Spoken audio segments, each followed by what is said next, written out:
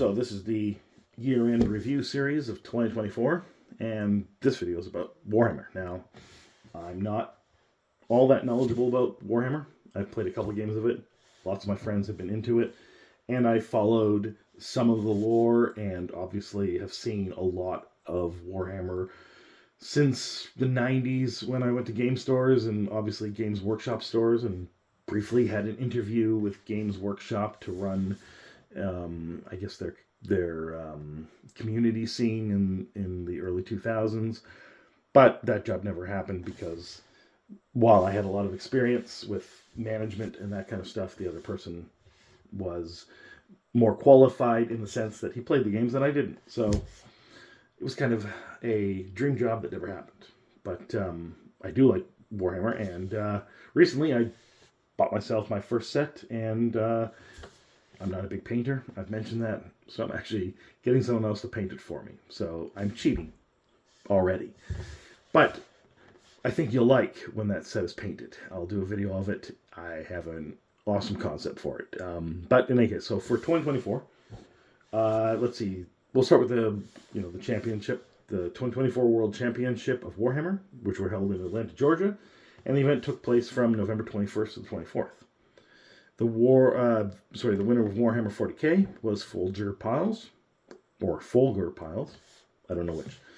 Warhammer Underworlds was Danielle Guarini, and Kill Team was Dan Barton, and Warhammer Age of Sigmar was Casper Torres Carlsmos.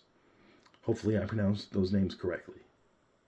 But yeah, like I've said in other videos, actually Warhammer tournaments seem even cooler to me than card game tournaments, because they seem a little bit more dynamic, and also because my first experiences with gaming was Dungeons and Dragons and board games like Axis and Allies. That kind of stuff came out of wargaming, and so did Warhammer. So I do like watching wargaming stuff, and I myself am going to be having a tournament in January for Warhammer, and it'll be in Alston. So if you're interested in that, contact us. Info at Brackenberries, and join our tournament.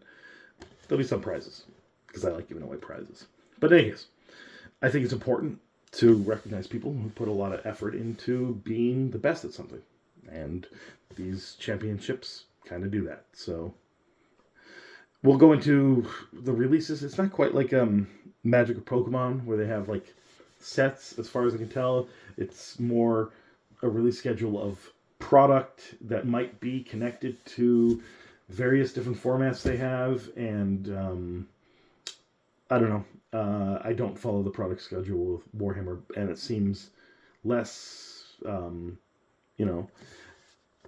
less streamlined because it's not sets like with Magic, Boomburrow, or Pokemon, Twilight Masquerade. With Warhammer, it's just either this race or that race and a champion from them, or a squad, or whatever. But several times a year they have these big boxes come out, and those are kind of important because in previous years those have sold quite well. Unfortunately, that didn't happen in 2024, as far as I can tell. The Old World, I don't think we got any of the Old World, but it seems to have flopped. That was their reviving of fantasy, and hopefully, the fantasy looks cool too, so hopefully that does do better in 2025, but it didn't seem to do pretty much anything in 2024. Scaventide came out, and I was hoping that it would sell really well, and I have not sold any of it, so I don't think many stores have sold much of it, because it seems to be sitting on shelves everywhere. That came out. So Old World came out in January, and Scaventide came out in July, and then Kill Team came out in September.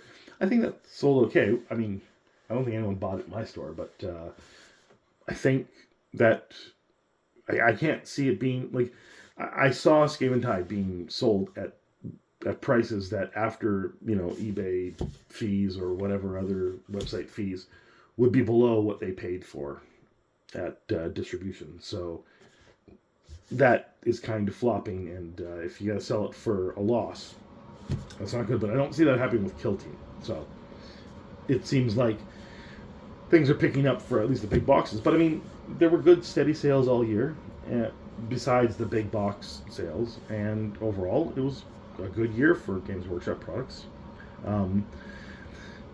Maybe the big box failures are concerning, but the rest of the product lines kind of did as well as they could, as far as I can tell. The Combat Patrol sets especially.